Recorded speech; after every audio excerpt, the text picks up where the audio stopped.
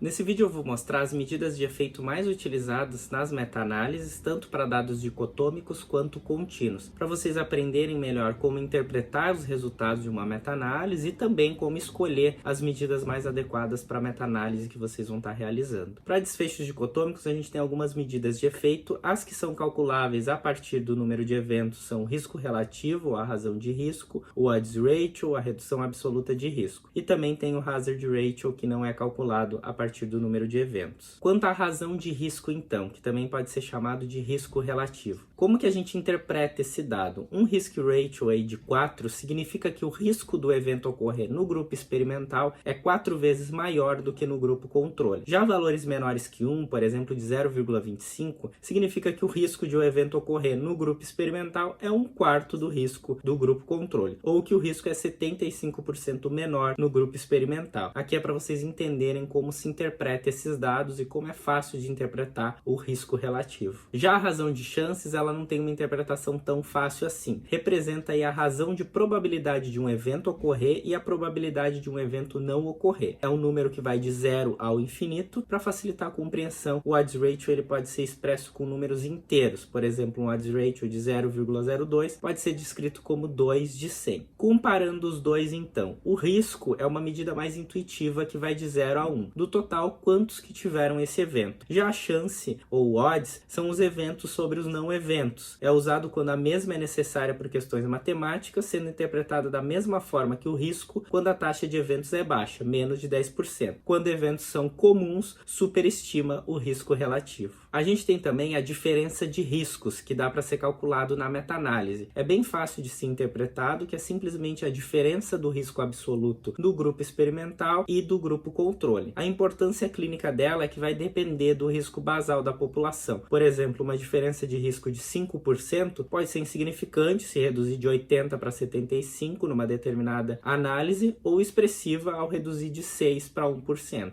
Quais que são as vantagens da diferença de riscos? Aqueles estudos que não relataram a ocorrência de nenhum evento em ambos os grupos, eles podem contribuir com informação para a estimação da meta-análise. Ao usar as outras medidas de efeito, por exemplo, esses estudos que não tiveram evento nenhum acabam não podendo ser estimados na meta-análise. A desvantagem é que ela não pode ser empregada quando há diferenças expressivas entre os riscos absolutos do grupo controle dos estudos primários. Dessa maneira, a estimativa de diferença de médias não seria consistente entre os diferentes estudos, ia ser muito discrepante entre um estudo e outro, e por isso que a diferença de riscos não seria adequada de ser utilizada nessa análise. Aqui a gente tem um resumão das fórmulas matemáticas para a razão de risco ou risco relativo, para a razão de chances ou odds ratio, para a diferença de risco, e também tem o número necessário para tratar, que é essa fórmula que tem aí 1 sobre a diferença de risco, que é outra medida que pode estar descrita em algumas meta-análises.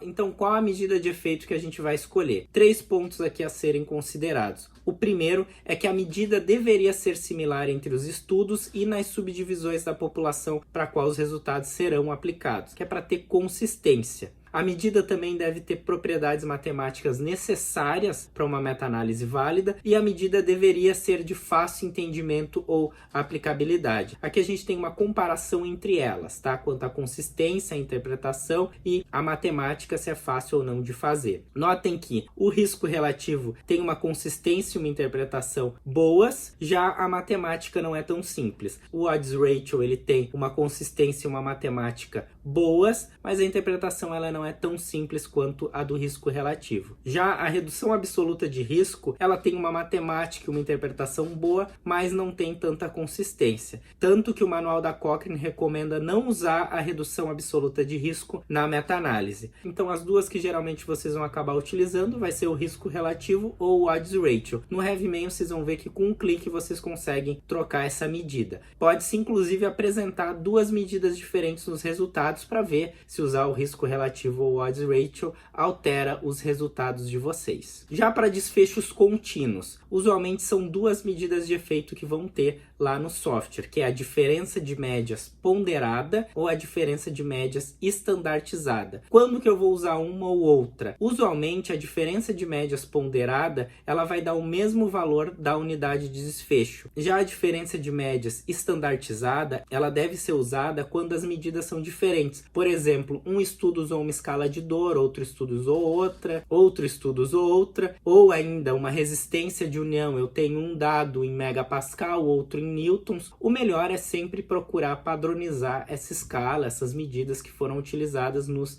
estudos incluídos. Muitas vezes a gente faz até transformações, transforma de newton para megapascal para ficar todo mundo em megapascal, por exemplo. Às vezes não dá, são medidas diferentes entre os estudos, então sendo medidas diferentes, uma das possibilidades é usar a diferença de médias estandartizada para analisar esses desfechos contínuos. Quando são medidas da mesma unidade, pode-se usar a diferença de médias ponderada. Essa que é a diferença maior entre eles.